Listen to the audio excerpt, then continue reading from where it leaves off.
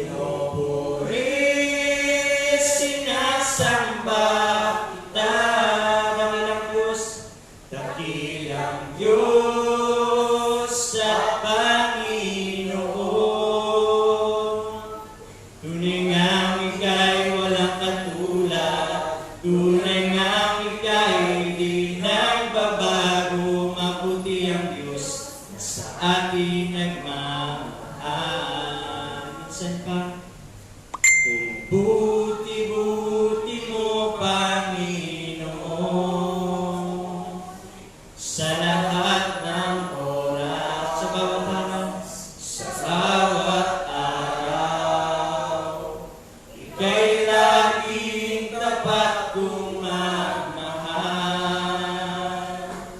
Ang iyong kaawaan magpawalang hanggan. Pinupuri, sinasamba kita. Dakilang Diyos at Panginoon,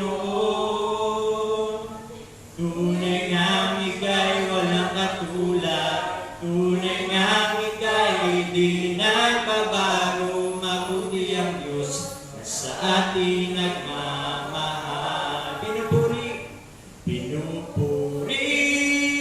sinasamba kita. Dakilang Diyos at Panginoon, tunay ngang ika'y walang katulad, tunay ngang ika'y di nagbabago. Mabuti ang Diyos na sa atin nagmamahal. Pinupuri, minsan pa.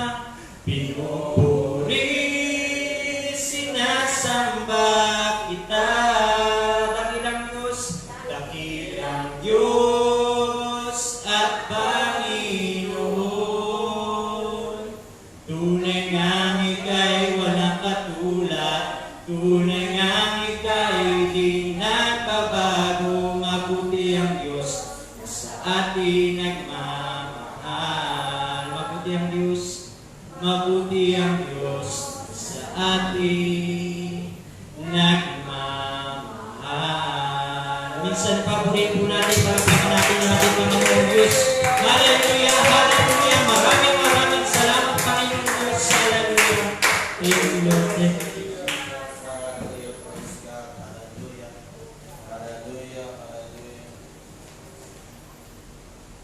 Nandito po tayo sa presensya ng ating Panginoon. Ngayong gabi tayo po'y darako sa ating congregational prayer. Pero bago yun, sino po may mga personal na hilingan sa ating Panginoon? Amen. Tayo po'y magtiwala sa Diyos. At ngayong gabi, sama po natin sa panalangin, sabay nag-awain. Amen. Hingin po natin ang manifestation ng Banal na Espiritu. Nalalabas tayo sa lugar nito, hindi katulad ng dati. Kinausap tayo, may binago ang Diyos sa ating pong mga buhay. Sama rin po natin sa prayer ngayon, yung mga kapatiran, mga pastor, may sakit karamdaman. Si Pastor Glenn Clark ng Guam USA, patuloy sila ang humingi ng panalangin, mabilis na recovery. Negative na po siya sa COVID. Amen. Pero apektuhan dahil may edad na si Pastor Glenn Clark, apektuhan yung pang organs niya. So kailangan, sabi nga ay mabalik sa dati ang function. So hingin natin na patuloy na pagpapala po ang Diyos ng Pastor Glenn Clark ng Guam USA. So sabi nga si Pastor Glenn Clark, sabi rin ay lumalaban. Amen. Hallelujah. Kaya yun ang magandang balita na pagdito sa Panginoon. So ngayong gabi, sama rin natin sa prayer. Mga kapatid na wala sa lugar nito, ipastin natin sila sa Diyos, mahal natin sa buhay. Hingin po natin ang pag-iingat sa kanila ng Panginoon. Patuloy din natin isama sa panalangin ang ating pong mga pastor leader simula sa Prescott, Arizona. Di ko na po maisa-isa. Ang mga naalala po ninyo, banggitin sila sa panalangin. Ang ating din pong bayan, ang ating bansa, patuloy natin kita sa Diyos. Sama natin sa panalangin, si Pangulong Rodrigo Roa Duterte. Dalangin natin, kapayan ng Diyos ang ating bansa. At ang pandemic na ito, tumigil na. Amen? Kaya lang, tumiyan ang ating Panginoon. Makabalik na tayo sa normal na pamumuhay. So ngayong gabi, hallelujah, minsan pa, pagtapusan tayo ni Brother Jason Morato sa ating panalangin, minsan pang palakpakan, purihin, bigyan po natin ang hallelujah ng ating Panginoon. Hallelujah, praise God. Diyos na ang buklukan ay langit, ang tungkol na ilupa, ang Diyos na makapangyarihan ng bagay. Purihin ka ng aming mga Kristiyan, ng aming mga lagas, kaluluwa o Diyos, patuloy po kami nagpapakabang lumalapit sa kanya ng mga biyaya at bang, o pangindap aming ginawa ang aming mga sabi, ang aming mga dalawang unang paniwakay, mapatiparang kamay, God, Lord, I pray. Hallelujah, praise God, hallelujah. Diyos na banal, Diyos na makapamilya sa Lord, maraming salamat Panginoon Diyos, hallelujah, sa hapon ito Panginoon, na muli Panginoon, ay makapakinig kami na yung mga salita o aming Panginoon Diyos, hallelujah. Lord, ang mga prayer request, personal request, O Lord, ang mga anak, Lord, yung hapon ito Panginoon katagsuin, Panginoon Diyos, O Lord, ang mga may sakit, may karamdaman, Panginoon Diyos, hallelujah. Lord, sila pagpalamin ng kagalingan, Panginoon Diyos, O God.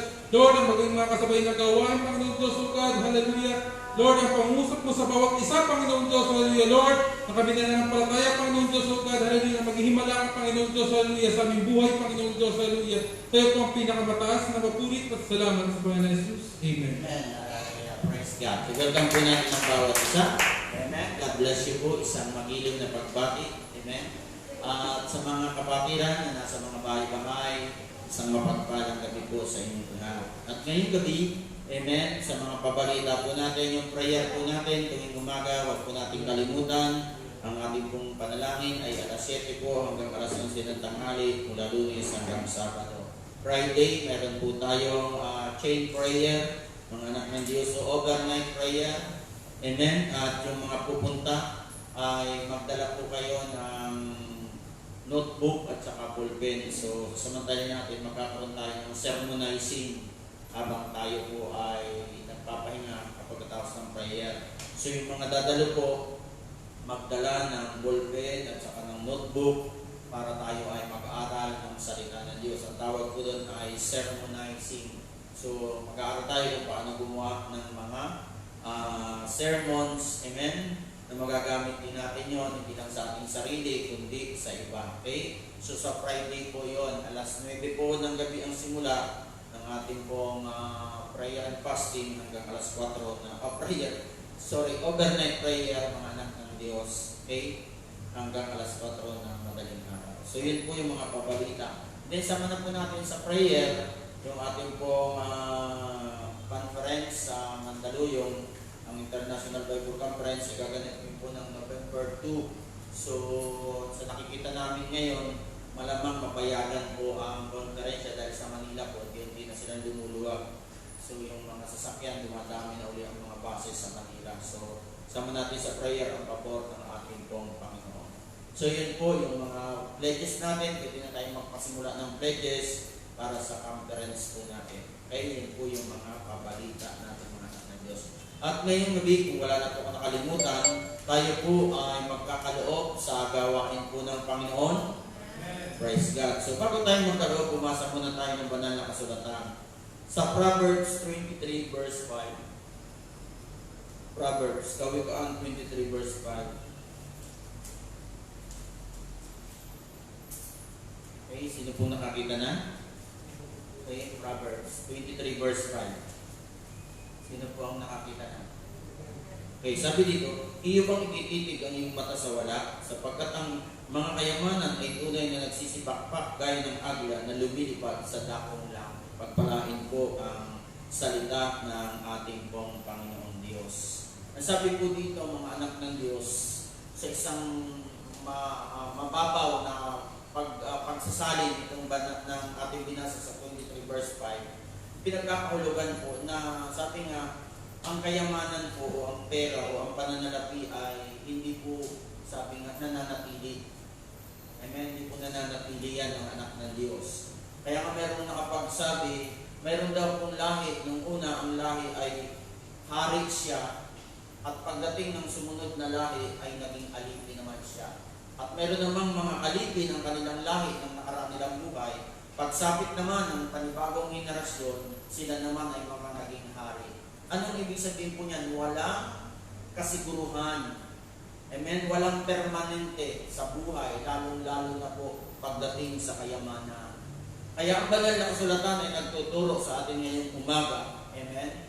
Hallelujah. Ang sabi po ni Jesus Christ sa Mateo 6:19, huwag kayong magtipon ng kayamanan sa lupa na dito'y sumisira ang tang at kalawang, dito'y naghukay ang magnanakaw at ang mga magnanakaw. Kundi magtipon kayo ng kayamanan sa langit na do'y hindi sumisira kahit ang tang, kahit ang kalawang, at do'y hindi naghuhukay at hindi nagsisipagnakaw ang mga magnanakaw. Tingnan niyo po, sabi dito, yung matalino raw pong pag-i-invest mga anak ng Diyos ay walang iba sa kalangitan. Katotohanan yan, yung ating pong pinagsisikapan, maganda na tayo nagsisikap, pero darating ang oras, mawawala din yan. Darating ang oras, yung ating naabot sa buhay, maganda yan, mayroon tayong naabot, may mga achievements sa buhay, pero darating ang oras, mawawala din yan, dahil walang permanente sa ibabaw ng lupa. Ang sulemente, amen, at natatangi lamang na nananatili mga anak ng Diyos ay yung mga ginawa natin para sa Diyos. Yung mga ginawa. Kaya dito, tinukoy dito ng Panginoong Kristo, magtipon tayo sa ng kayamanan. Dahil doon sa kalangitan, yung dividendo ng kayamanan hindi nagbabago, mga anak ng Diyos. Kaya ngayong gabi, napakalinaw ng salita ng Diyos, ang ating ginagawa na paghandog o pagkakalog sa gawain ng Panginoon, ito ay isang pag-iimpok sa kalangitan, mga kapatid ko sa Panginoon. Isang pag-iimpok ito sa kalangitan. Ang sabi ng Biblia, ito'y nananatili at iniingatan doon sa kalangitan. Kaya ngayong gabi, tayo po'y maghahandog sa Panginoon. Hallelujah. Palakpakan po natin ang ating Diyos. Si Brother Jason, upang tayo samahan sa panalangin.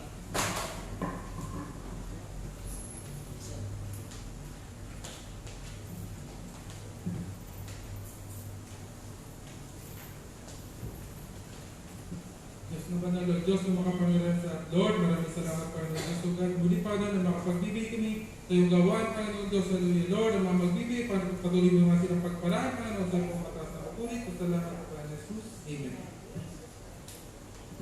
Okay, praise God. Okay. So yung mga nakapagbigay, ay pwede na po tayong dumako sa pinakamahalagang bahagi. Amen. Ito ay ang pag-aaral po ng salita po ng Diyos. Sa inyong mga dalang Biblia, Genesis 39 verse 1 to 6. Genesis, Kabanata 39 sa talatang 1 hanggang 6. Okay, Genesis chapter 39 verse 1 hanggang 6. Bago natin ito pag-aralan, tayo muna po sumandaling mo po at tayo po manalangin. O Diyos, salamat po sa gabi ito. Salamat na muli po. Kami po yung magbubulay-bulay at mag-aaral ng iyong salita. Katulad ng dati, bigyan po kami ng isang handang puso at handang pakinig, Panginoon. At ngayong gabi, Diyos, hinihingi ko po ang pamalaan, anumang kasinungalingan ng kaawa, mga baluktot na kaisipan, Panginoon, mga malinghaka ng puso, ay aking pinapawalang bisa in Jesus' name. Lord, I pray na ngayong pong gabi, ang Santong Espiritu mo, Santong Espiritu, ang siyang manguna sa aming pong kalagitnaan ngayong gabi. Ako na yung malit na likod, itapon po ako sa iyong likuran. I-anoint po ako sapagkat sa ating laking laman, wala po akong tiwala, Panginoon. Lord, marami pong salamat, inamin ko na po ang katugunan. In Jesus' name, Amen and Amen. Palakpakan po natin ang ating Panginoon. At ang sabi po dito sa Genesis 39 verse 1, at ibinaba si Jose sa Ehipto at binili siya ni Potifar, puno ni Paraon na kapitan ng bantay na lalaking taga-Ehipto, sa kamay ng mga Ismailita na nagdala sa kanya roon. At ang Panginoon ay sumasakay Jose. Sabi dito, ang Panginoon ay sumasakay Jose. God is with Joseph, ang sabi dito. At naging lalaking mapalad at siya'y nasa bahay ng kanyang Panginoon na taga-Ehipto. At nakita ng kanyang Panginoon na ang Panginoon ay sumasa kanya at lahat ng kanyang ginagawa ay pinagpapala ng Panginoon sa kanyang kamay. Nakasumpong si Jose ng biyaya sa kanyang paningin, pinaglingkuran niya siya, at sa kanya ay pinamahala niya ang bahay at ang lahat ng tinatangkilik ay isinaka sa kanyang kamay. Nangyari mula sa panahon na siya pamalain sa kanyang bahay at sa lahat ng kanyang tinatangkilik, ay pinagpala ng Panginoon ang bahay ng taga-Ehipto yaon dahil kay Jose. At sa pagpapala ng Panginoon ay sumasa lahat ng kanyang tinatangkilik sa bahay at sa barang. At kanyang ipinamahala ang lahat ng tinatangkilik sa kamay ni Jose at hindi siya nakikialam ng anumang kanya liba sa tinapay na kanyang pinakain. At si Jose ay may magandang pagmumukha at halina. Pagpalain po ang salita ng ating pong Panginoon. Gusto kong mangaral sa paksang ito ngayong gabi, work with God, make difference. Ang gumagawa ka o nagtatrabaho ka na kasamang Diyos, amen, yan ay may malaking kaibahan, anak ng Diyos. Amen? Work with God, make difference. Pero bago natin yung pag-aralan, may nabasa po ako na pamagat ng may kwentong ito ay sacrificial service. Ang sabi po dito, isang gabi na kung saan ay malamig ang panahon, ang sabi dito, mayroong matandang mag-asawa na pumasok sa isang lobby ng isang maliit na hotel sa Philadelphia. Ang sabi dito, sila ay basang-basa dahil umuulan ng gabing yon, at ang dalawang matanda ay nag-approach sa front desk o dun sa clerk, amen, na umaasa na makakakuha sila ng matutuluyan sa gabing yaon. Ang sabi ng mag-asawa, sabi niya, meron ka bang available dyan na kwarto para sa amin? Ang sabi ng lalaki. Sumagot naman ang desk officer, amen, na may pagka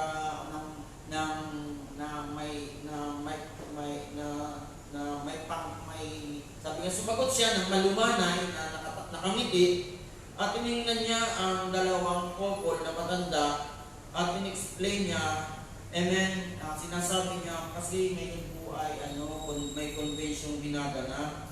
Lahat po ng kwarto po namin kahit saan po sa hotel dito sa Philadelphia ay okupado po, ang sabi din. Ang sabi niya doon sa mag-asawang matanda, ang sabi po ron.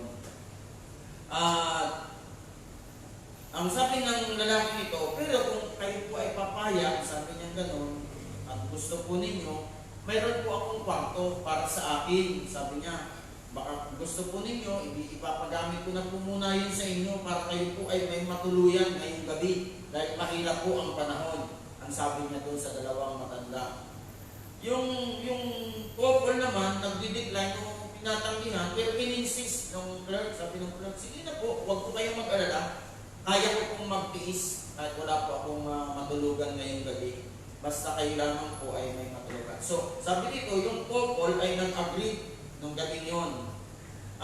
Habang siya'y nagbabayad, kinabukasan, check out na siya, ang matandang lalaki ay may sinabi doon sa clerk ng hotel na kabataan. Sabi doon, alam mo, sabi ng matanda, kakaiba ka, kakaibang bata ka, kakaiba kang lalaki, sabi niya. Mahirap makahanap ng katulad mo na napaka-mabait, matulungin sa ating panahon ngayon. Mahirap makatagpo ng ganyang uri ng katulad mo. Ikaw yung uri ng manager na pwedeng hanapin ko, na hinahanap ko na dahil ako'y magtatayo ng isang hotel sa Estados Unidos isang araw at gagawa ko ng hotel para sa iyo. Natawa lang yung kabataang clerk doon po sa sinabi ng lalaki. Binaliwala niya ito. Sabi doon, pagkalipas ng 2 taon, may dumating na sulat doon sa hotel na pinagtatrabahuhan ng lalaki at ang sulat ay doon galing sa lalaki na matanda. At naalala ng clerk, amen, na may pangako nga pala sa kanya yung lalaki. Sabi niya, pero binaliwala niya ito. Pero ang nakalagay doon sa sulat, ang sabi ron, may round trip siya papuntang New York. Hinihingi na bisitahin siya ng kabataang lalaki, itong matanda doon sa New York. At pagdating doon sa New York, sa madaling salita, doon sa 5th Avenue, 34th Street, amen, ay naghihintay yung matandang lalaki, naghuhintay yung matandang lalaki. At doon, sabi niyong matanda, nung kausapin, sabi niya, di ba nangako ako sa iyo na ipagpapagawa kita ng hotel na ikaw ang magiging manager? Tapos na yon. Ikaw na ngayon ang magiging manager, sabi niya.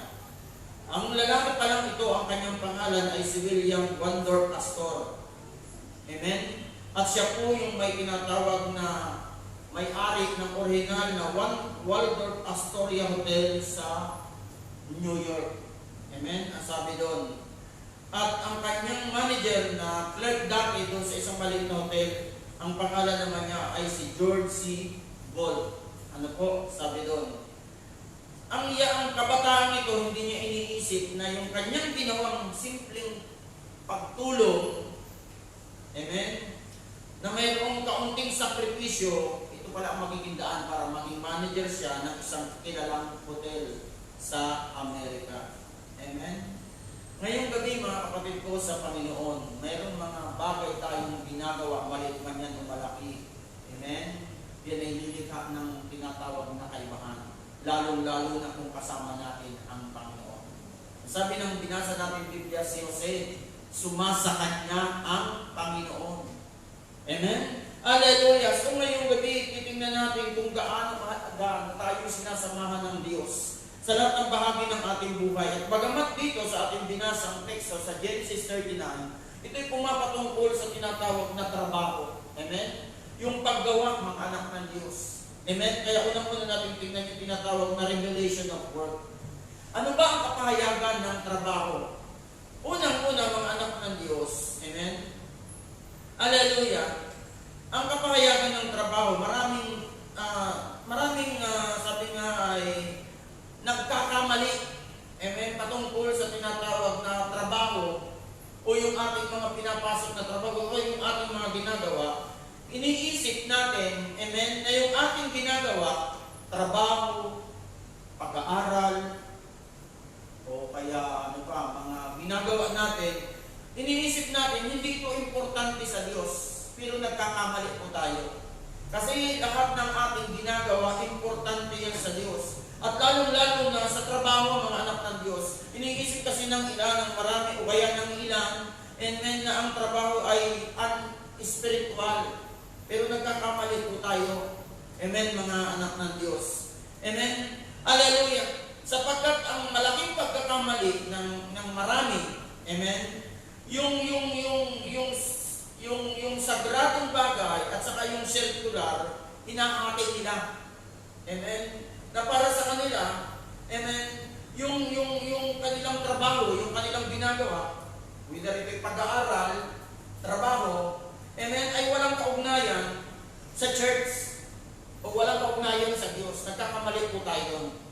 Sapagkat ang trabaho, ang ating ginagawa, amen, amen, ang kapahayagan niyan, yan ay mahalaga sa Diyos.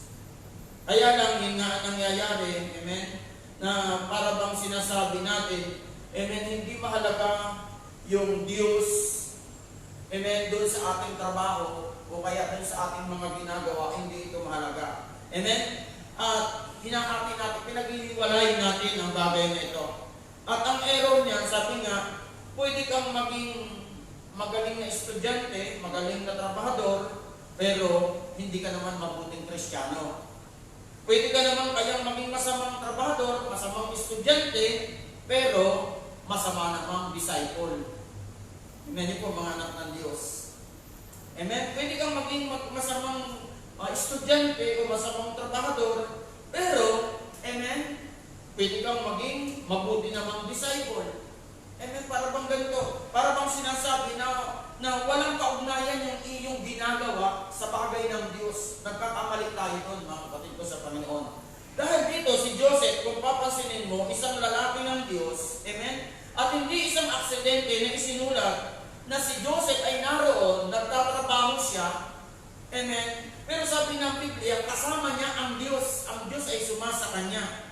Amen? Kaya nga sabi ng Genesis 39 verse 1, sabi now Joseph had been taken down to Egypt, Potiphar, an Egyptian who was one of the Pharaoh's official, the captain of the guard, bought him from the Ismailites who had taken him here. Sabi doon, tingnan niyo po, si Joseph, amen, nagtatrabaho siya.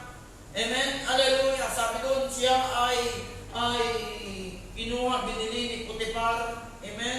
Ang sabi ron, ginawa siyang alipin ng anak ng Diyos. At doon si Joseph, kahit na siya nagtatrabaho doon, ang sabi ron, si Joseph, nasa kanya pa rin ang Diyos.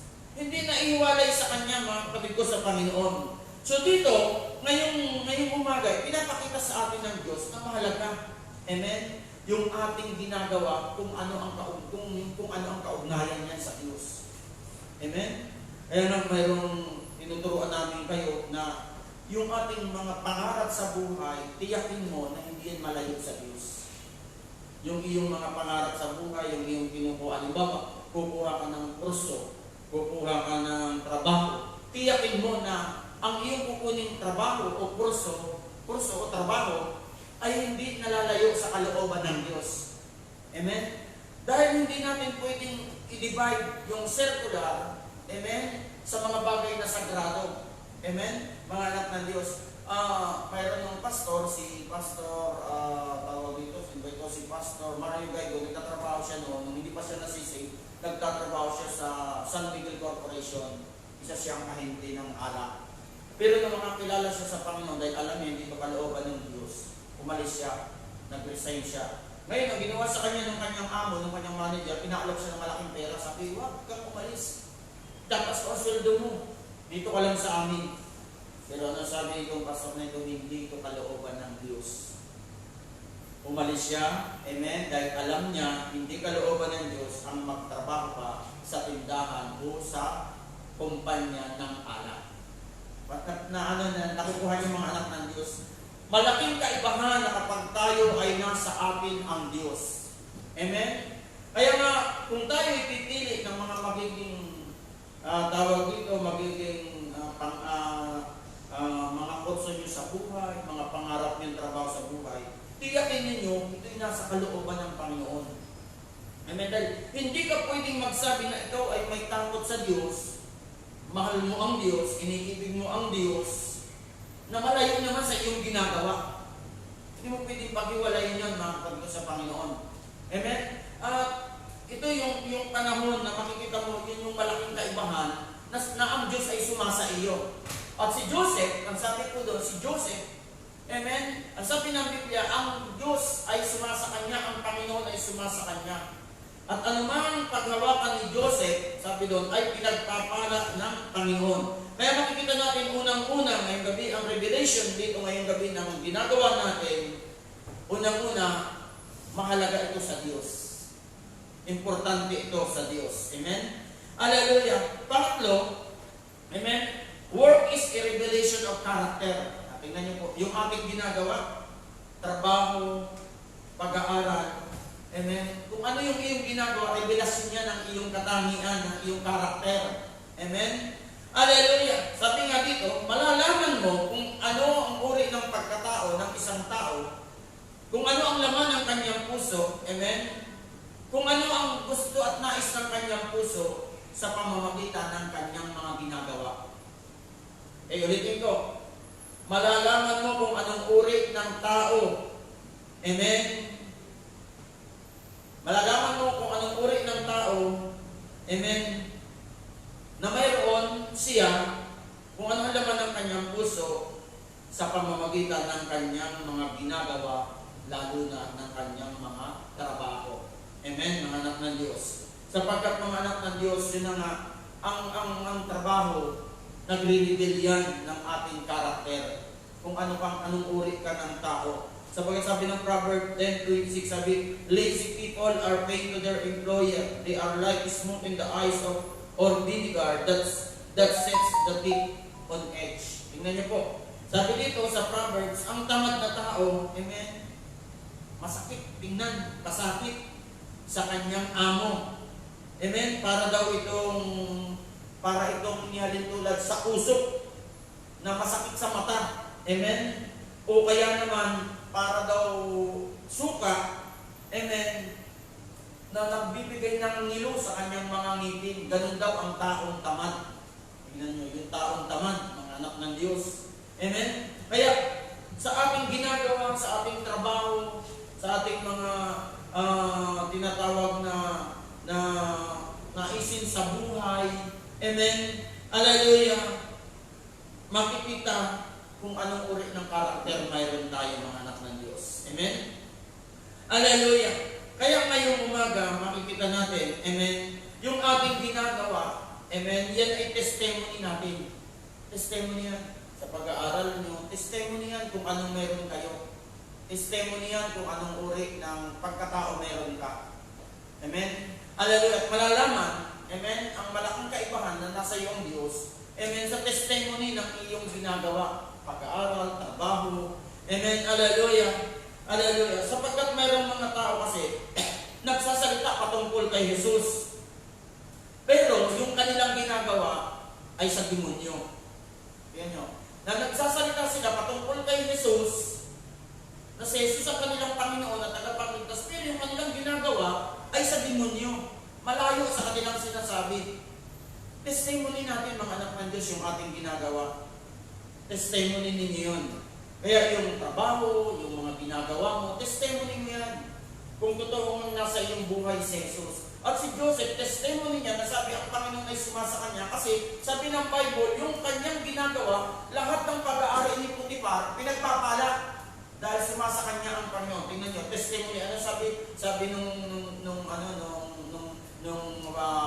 ni Potiphar, tunay nga na sumasa kanya ang Panginoon sapagkat ang lahat ng aking tinatangkilik ay pinagpapala. Amen, mga anak ng Diyos. Kaya ngayong umaga, ito yung revelasyon na tatandaan natin mahalaga sa Diyos yung ating ginagawa. Hindi natin pwedeng ihiwalay yung ating ginagawa sa mga bagay ng Diyos. Laging magkaugnayan. Amen? At yung ating ginagawa, yan ay karakter natin. Sa ating ginagawa, makikita kung anong uri ng karakter pagkatao mayroon ka sa iyong uri ng ginagawa. Amen? Pangatlo, pangatlo, amen, yung ating ginagawa, testimony natin yan. Sapagkat mayroong mga tao, sinasabi nila, o din sabi nga, sinasabi nila si Jesus ay Panginoon nila, pero yung kanila namang ginagawa, amen, ay gawain ng dyablo. Amen? Hallelujah. So, maraming sapat na ito. Pangalawa natin pag-usapan kay the heart of work. Amen? Yung puso ng pagtatrabaho. Amen? So, unang-una siguro, natingnan natin dito, amen, na unawain natin yung tungkol sa trabaho. Ang trabaho, mga anak ng Diyos, ang pinakampuso ng trabaho, amen, ay yung tinatawag na stewardship. Amen? Na tayo po ay katiwala lamang. Kaya mayroong pag sinabing katiwala, amen, mga anak ng Diyos, hindi sa iyo ipinagkatiwala lang. Mayroong may-ari, ikaw ang pinagkatiwalaan. Yan yung puso ng pagtatrabaho. Kaya kung ikaw ay nagtatrabaho, amen, ay malamang pinagkakatiwalaan ka. Kaya ibinigay sa iyo yung trabaho niya, pinagkakatiwalaan ka. So dito sabi si Joseph, amen, sa Genesis 39 verse 2, and the Lord was with Joseph, and he was a prosperous man, and he was in the house of his master, the Egyptian. So makikita natin ngayon, mga anak ng Diyos, na ang pinakang puso ng pagtatrabaho, mga anak ng Diyos, amen, ikaw ay isang katiwala na kung saan, ang ibig sabihin niyan, yung bagay na pinagkakatiwala sa iyo, mayroong may-ari niyan. Amen? At kaya ka pinagkatiwalaan, ang gusto ng may-ari, magtagumpayan. Di ba? Magtagumpay. So kaya tayo binibigyan ng trabaho. Ikaw, kaya may pinapagawa sa iyo, gusto ng may-ari. Amen? Ikaw ay magtagumpay. Ubigyan mo ng pagtatagumpay. Paunlarin mo yung ipinagkatiwala sa iyo. Parang ganun din sa paglilingkod sa Panginoon. Sa paglilingkod sa Panginoon, pag may binigay sa iyong ministry, pinagkatiwalaan ka. Ang ibig sabihin niyan, kailangan mong paunlarin yan, magtagumpayan, dahil nagtitiwala sa iyo yung may-ari. Amen? So yun yung dapat nating maunawaan ngayong gabi. Na yung ikaw, na kung ano man ang meron sa iyo, kung ikaw ay nagtatrabaho na, o kaya binibigyan ka ng trabaho, amen, dapat mong unawain, ikaw ay katiwala lang. At nagtitiwala sa iyo yung may-ari na nagbigay sa iyo ng trabaho na pauunlarin mo yan. Amen? Mga anak ng Diyos. Kaya dito, ang kalawa, amen, mga kapatid ko sa Panginoon, yung ating sitwasyon, yung kasalukuyan nating kalagayan, hindi natin pwedeng isisi, amen, sa ating mga nagiging performance sa pagtatrabaho. Sabi nga, your situation does not determine your performance. Tingnan niyo po. May mga tao kasi, sabi nga, may mga tao na yung pagiging tamad nila, pagiging tamad, nagbabaliwala, amen, ay dahil po isinisisi nila sa tinatawag na nangyayari sa kapaligiran o sa sitwasyon. Inyo, para bang katulad natin ngayon, mahirap ang kalagayan, diba? Mahirap ang kalagayan. Amen? Hallelujah! Marami, mga mananampalataya, sabi nga, hindi makadalo kasi sinisisi nila sa sitwasyon. Mahirap po pasarong pagsakay. O, di ba? Hindi natin pwedeng i-determine kung tayo pinagkakatiwalaan ng Diyos. Amen? Hindi natin pwedeng isisi o i-justify yung ating mga rason para, sabi nga, hindi tayo makapag-ayos o hindi natin maisagawa yung tinatawag na itinagkatiwala sa atin. Amen? Hindi natin pwedeng isisi sa iba, isisi sa sitwasyon, isisi sa mga kapaligiran. Amen? Hallelujah! Sapagkat dapat natin tandaan ito, yung sitwasyon o yung environment, hindi yan nagdi-determine ng performance sa ginagawa natin. Take note, pansinin mo, si Joseph ay alipin. Amen? Ang sabi ng Biblia, siya ay alipin. Mahirap ang kalagayan ng alipin. Amen? Hallelujah! Ang alipin, wala kang magagawa. Kahit ano ipagagawa sa iyo, wala kang magagawa. Pero sabi ng Bible, kung binasa mo, si Joseph, kahit sa kanyang mga naunang trabaho sa loob ng kulungan, pinagbuti niya. Amen? Hindi niya sinabing mahirap ang kalagayan dito, walang makain sa loob ng kulungan, kaya hindi ako makapagtrabaho ng mais. Hindi. Kung mapapansin mo, sabi ng Bible, amen? Ang napansin ng mga tagapamahala ng kulungan, si Joseph ay sinasamahan ng Diyos. Paano malalaman na sinasamahan sa Diyos? Marahil masipag siya. Amen? Marahil tumatrabaho siya ng lampas sa oras. Marahil kahit hindi niya kaya, ginagawa pa rin niya. Ganon yung mga tinatawag na may karakter sa kanilang ginagawa, mga anak ng Diyos. Kaya ngayong umaga, ang puso ng trabaho, mga kapatid ko sa Panginoon, dapat natin itong tandaan. Kapag nasa puso mo na ikaw ay katiwala, dapat pagbutihin mo yung mga ipinagkatiwala sa iyo, hindi madidetermine ng situation o ng environment ang performance. Hindi mababago, mga anak ng Diyos. Hallelujah! Hallelujah! Lalo na sa ating panahon ngayon. Amen? Hallelujah! Na kung saan, sabi nga, amen? Hallelujah! Ang tao ayaw nilang magtrabaho ng mahirap. Amen? Hallelujah! Hallelujah! Sabihin ng tao, ay, mababa naman ang sweldo. Ay, kunti lang ang kinikita. Kaya tinatamad silang magtrabaho. Pero tayo bilang mga Kristiyano, mga mananampalataya ng Panginoong Jesucristo, hindi tayo dapat maging ganon. Kasi nga, dito si Joseph, bagamat siya alipin, amen? Pero makikita mo, siya pa rin ay mabuting trabahador. Amen, mga anak ng Diyos. Hallelujah! Kaya dito makikita natin dito ngayong gabi, amen, bilang mga mananampalataya ng Panginoong Jesucristo, tandaan natin, hallelujah, na kapag pinagbuti natin ang ating pong ginagawa, maliit man yan o malaki, amen, hallelujah, iba mang bagay, maaaring pag-aaral, maaaring trabaho kung may nagtatrabaho, amen, hallelujah, naroon pa rin yung tinatawag na pag-angat sa buhay, yung promosyon. Kaya kung mapapansin mo, sabi ng Bible, ipinagkatiwala kay Joseph ang lahat ng tinatangkilik pag-aari ni Potiphar. Amen? Hallelujah! At dito makikita natin ngayong gabi na yung ating gagawin pagkatrabaho na hindi natin ihiwalay ang sa Diyos. Naroon pa rin ang Diyos sa ating mga ginagawa, trabaho ng maliit yan o malaking trabaho. Amen? Ang sabi ng Biblia, hallelujah, mayroong promosyon ng anak ng Diyos. Kaya ngayong gabi, amen, dapat natin tandaan, hallelujah, ang ating mga ginagawa, ang puso niyan, tayo dapat nating isipin, tayo ay katiwala lamang. Kaya tayo pinagkatiwalaan, ay para ito ay pagtagumpayin, amen, paundarin, amen, at hindi dapat makahadlang ang sitwasyon o yung environment para yung ating ginagawa, yung performance natin ay magbago. Amen, mga anak ng Diyos. Hallelujah! Alala ko nung ako'y nagtatrabaho pa, nung ako'y bagong-bago pa lang na trabador, bago sa Maynila, nagtatrabaho ako ng lampas sa oras. Amen? At yun ay napansin ng amo ko. At dahil doon, neregular ako sa trabaho, unti-unting umaangat, nagkakaroon ng promosyon. Ganon yun, mga anak ng Diyos. Amen? Hallelujah! So, ngayon naman, ang pag-usapan natin, pangatlo, amen, the difference in work with God. Yan. Ano ang kaibahan na ikaw ay nagtatrabaho na kasama mo ang Diyos? Unang-una, God gives favor on the job. Yan. Bibigyan ka ng pabor ng Diyos. Amen? Gagawa ang Diyos ng paraan para makaburan ka. Sabi ng Genesis 39 verse 3, in his master so that the Lord was with him and that the Lord made all that he need to prosper in his hand. Tingnan niyo po. Amen? Hallelujah! Ang sabi rito, binigyan ng pabor si Joseph. Amen?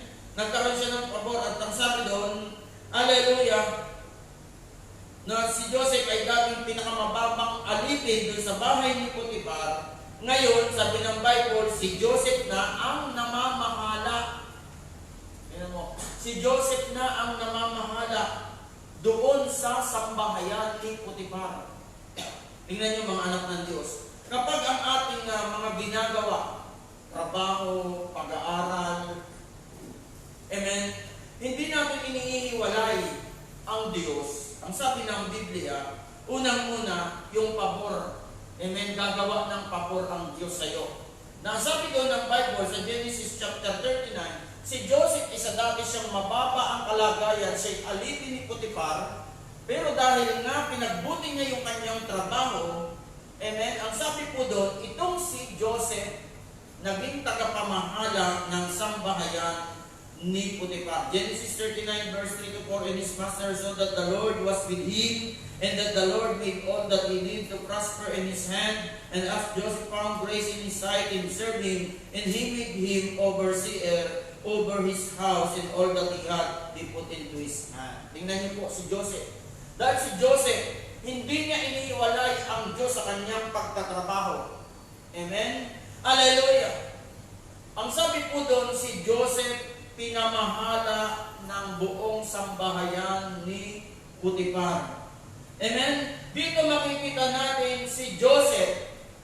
Amen? Naroon ang pagpahit ng Diyos sa kanya, at dahil naroon ang pagsama ng Diyos sa kanya, nagkaroon siya ng tinatawag na supernatural ability sa pagtatrabaho o sa kanyang ginagawa. Amen? Kaya makikita natin ang malaking kaibahan na sabi ng Bible, God is with him. Amen? Ang sabi ng Biblia, at sumasa kanya ang Panginoon. At sabi doon, lahat ng hawakan ni Jose, sa lahat ng kanyang ginagawang trabaho, pinapagpala ng Panginoon. At nakita ito ni Potiphar. Naroon yung tinatawag na supernatural ability sa kanyang ginagawa. Tayo man ay pwedeng bigyan ng Diyos ng angat kalikasang abilidad kapag tayo'y naging matapat sa pagtatrabaho o sa ating mga ginagawa. Amen? Hallelujah, mga anak ng Diyos. Hallelujah. Kaya nga bilang mga mananampalataya ng Panginoong Jesucristo, makikita natin, amen, na ang Diyos ay nakahandang magsangkap sa atin. Naalala ko, mayroon tayong pastor, amen, nung hindi pa siya po nagpapastor, siya po magtitinda ng taho. Magtitinda siya ng taho. Nananalangin siya, disciple siya, nagpa-disciple, nananalangin siya sa Diyos ko, pagpalain mo ako. Ayaw kong maging ganito habang buhay. Ang kanyang kapiran. Habang daw siya naglalakad, nakakita siya ng nagdo-drawing. Yung drawing na, ang tawag ito, yung mukha, yung drawing, tapos ano, yung ang tawag ko yung sketches, gano'n. Kita niya, galing naman nagdo-drawing na ito. Kuhang ko agad, pag kuha daw gano'n, may linya lang, kuha agad yung itsura ng mukha sa niya. Habang daw siya nakita daw niya yun, tinanong niya kung paano may yung pagkaka-layout. Naisip niya, sabi niya, pwede kong gawin dito dahil siya karpintero po siya. May naisip siyang isang talento na ibinigay sa kanya ang Panginoon. Yung talentong yun, siya lang ang mayroon. Alam mo ba na siya ay naging contractor pero hindi po siya nakapag-aral ng high school, elementary lang po siya. Naging contractor po yan si Pastor Rico, Malaga. O, sa madaling salita, ganito. Kaya po siya naging contractor, ganito po yun. Mayroon siyang isang kakayahan, abilidad na wala sa iba. Kahit umanap ka sa buong walang abilidad, siya lang. Ganito raw po yun. Sa pagbububong, yung mga bahay na yung ginagawa ng mga tugsungan na mga bahay, mayroong mga tinatawag na alulod, yung mga sari-saring mahirap gawin yun. Walang nakakagawa nun. Pero siya, nagagawa niya. Sa baba lang niya ginagawa, lalakad lang niya yung sa baba, pagdating doon sa taas, eksakto na yun. Pero yung mga magagaling na karpintero, ginagawa nila, nagkakanda sila lang, hindi nila mapagtugma. Nasisira yung ginagawa, pero yun ay naging talento niya. Amen? Bakit po? Sapagkat sabi po doon, naging matapat siyang disciple sa kanyang ginagawa. Hindi niya inilalayo ang Diyos sa kanyang buhay. Amen? Sa kanyang pagtatrabaho, isinasama niya lagi ang Diyos. Amen? Yun yung kanyang katuwiran. Amen? So, ang Diyos po ay nagbibigay ng supernatural ability sa pagtatrabaho. Amen? Kapag tayo ay naging matapat na trabahador. Katulad ni Joseph. Ang sabi nga ng Exodus 31, tingnan niyo po ito. Exodus 31, 2-3. Sabi dito, see, I have called by name Bezalel, the son of Ori, the son of Hur, of the tribe of Judah, and I have filled him with the Spirit of God, in wisdom and in understanding, and in knowledge, in all manner of workmanship. Tingnan niyo po. Ang Diyos, ang sabi po dito, amen, tumawag siya ng mga anak ni Ori at saka ni Hur, na kung saan ang sabi po doon yung Espiritu ng Diyos ay nasa kanila, yung karunungan, yung pangunawa, yung kaalaman sa lahat ng gawain, ipinagkaloob sa kanila. Ang Diyos, pwede kang bigyan ng abilidad. Kapag naunawaan mo, unang-una, naunawain mo ang trabaho, ang ating ginagawa, ito'y importante sa Diyos. Tandaan mo, hindi natin pwedeng ihiwalay ang ating trabaho sa Diyos. Amen? Kasi para sa iba kasi, ang trabaho, hindi spiritual. No, spiritual po ang trabaho. Mga anak ng Diyos, tandaan po natin yun. Kasi nga, kung ano ang trabaho natin ginagawa, nagpapahayag kung anong uri tayo ng tao. Hindi tayo pwedeng magsabi na tayo ay mananampalataya ni Kristo, pero sa pagtatrabaho ay para tayo demonyo. Hindi pwedeng maging ganon. Sa pagtatrabaho natin, tayo ang numero 1, masipag, mapagkakatiwalaan, hindi nagre-reklamo.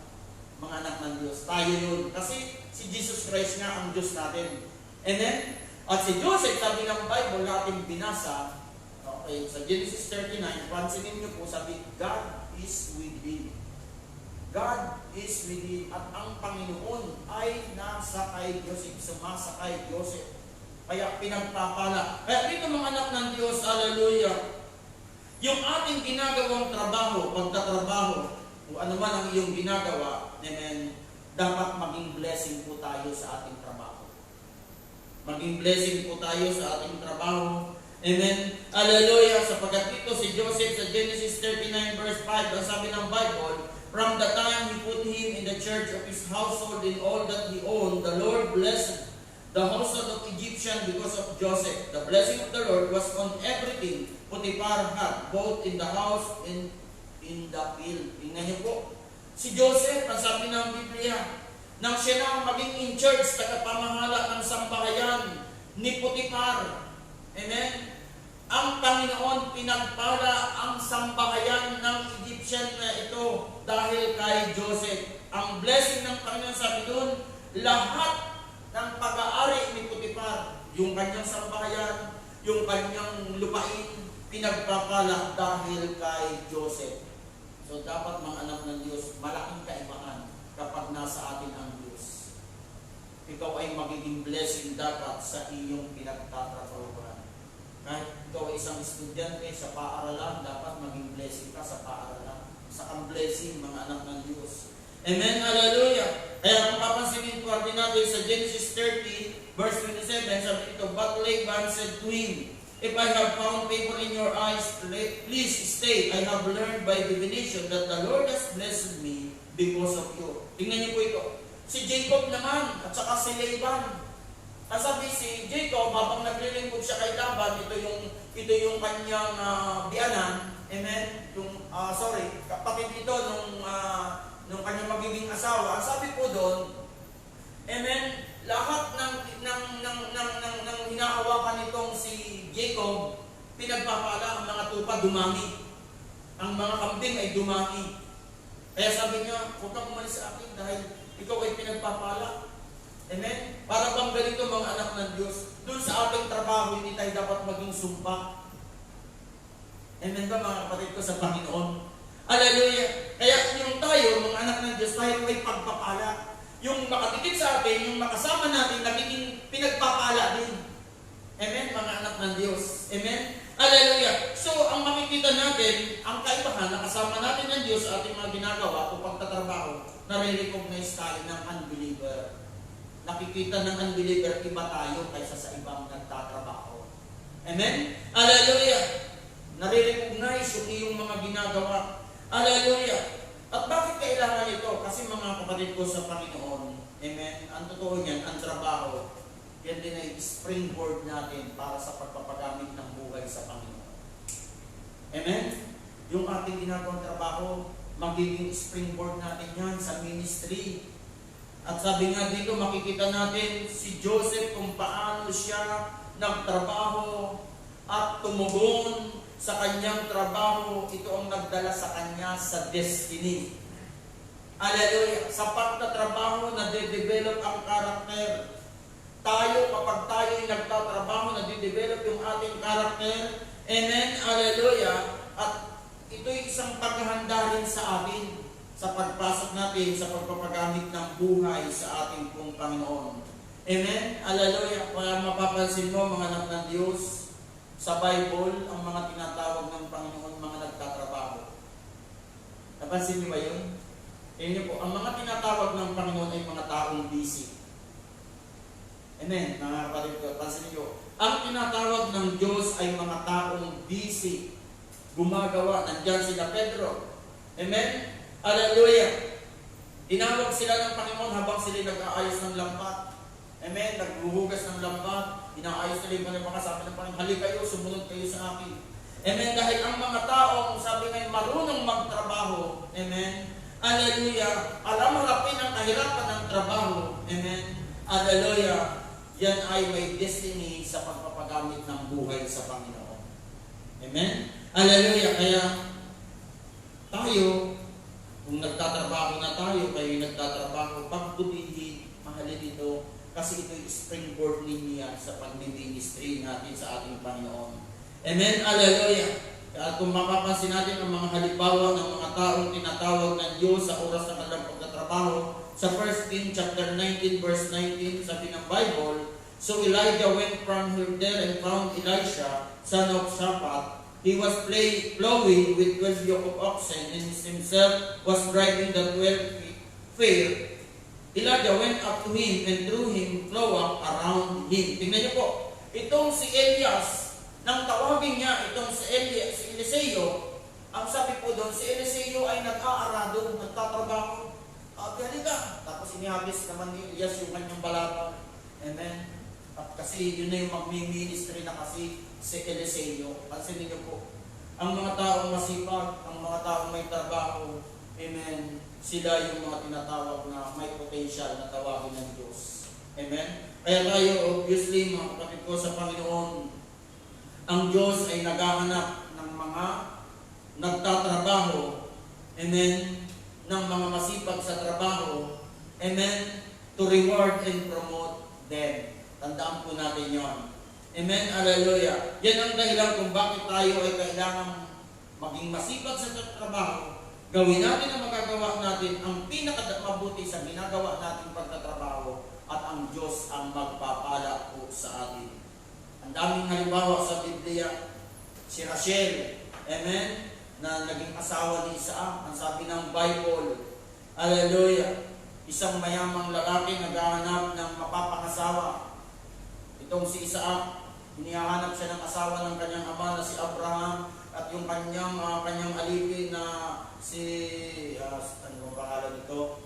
Itong kanyang alipin, amen, ay nakita ang babae ito. Anong sabi ng alipin? Sabi, Panginoon, ito na ang magiging asawa ng aking Panginoon, ipakita mo. Amen? Pag sinabi kong, pwede mo bang painumin ng kamilyo? At pag sinabi niyang uot, isasalok niya, ito na nga. Sipin mo, sabi ng Bible, itong si Rachel, amen, walang nagputos sa kanya. Amen, nung makita na, sabi, pwede bang makainom ang aking mga kamilyo? Sabi, ay, opo. Pinuha niya yung timba. Sinalok niya, tapos pinainom niya yung kamilyo. Amen? Walang nagputos sa kanya. Kusang loob niya, pinagbuti niya kanya. Hindi niya alam, yun yung destiny na mapapangasawa niya ang isang anak ng mayamang tao sa balat ng lupa. Ito si Abraham, ang kanyang anak na si Isaac. Amen? Ang puntos dito mga anak ng Diyos ngayong gabi, kapag pinagbuti mo ang iyong ginagawa, trabaho man yan, o pag-aaral man yan, o ano man yan. Amen? Hindi mo inihiwalay ang Diyos, mayroon itong promosyon. Tandaan po natin yan. Mayroon niyang promosyon, may reward po yan mga anak ng Diyos. Hallelujah, hallelujah, hallelujah. So ngayong gabi, hallelujah, ayon sa ating mga pagtrato, amen, sa trabaho na ating ginagawa, amen, doon tayo gagantimpalaan ng Diyos. Tandaan natin yan. Doon tayo tatawagin ng Diyos, doon tayo ipopromote ng Diyos. At ito rin ang daan para ma-disqualify tayo ayon sa ating ginagawa na trabaho. Amen? Kaya ngayong gabi, mga kapatid ko sa Panginoon, ang sabi ng Ephesians, uli na lamang ito, Ephesians 6:7-8, serve wholeheartedly as you were serving the Lord, not men, and because you know that the Lord will reward everyone for whatever good he does, whether he is slave or free. Sabi ng Biblia, maglingkod tayo ng buong puso, hindi sa paningin ng tao, hindi sa paningin ng Panginoon. Pagkat alam natin, amen, hallelujah, bibigyan tayo ng gantimpala ng Diyos ayon sa ating mga ginawa. Tayo man ay alipin o daya. So, mayroong reward ang Panginoon. Amen? Kaya ngayong gabi, amen, ulitin ko, malaking kaibahan na sa ating pagtatrabaho o ginagawa kasama natin ang Diyos. Palakpakan po natin ang ating Panginoon. Hallelujah. Ito po natin ang ating mga ulo habang nakapikit po ang ating mga mata. Ngayong gabi ako'y nangaral sa paksang ito, ulitin ko, amen, the difference, amen, hallelujah. Ang kaibahan Amen, na tayo gumagawa na kasama natin ang Diyos. Amen, malaking kaibahan. Unang-una, para sa iba, ang trabaho ay hindi spiritual. Binubukod nila ang trabaho sa mga bagay na sagrado at mga bagay na sekular. Pero nagkakamali po tayo. Makita natin ang kapahayagan ngayong gabi na ang trabaho ay mahalaga sa Diyos. Amen. Hallelujah. Ang Diyos ay nagtrabaho. Kung mapapansin mo, ang author ng trabaho ay ang Panginoon. Sabi ng Biblia, amen, ang tao ng kanyang likhain sa Hardin ng Eden, dinala niya si Adan at binigyan niya ng trabaho.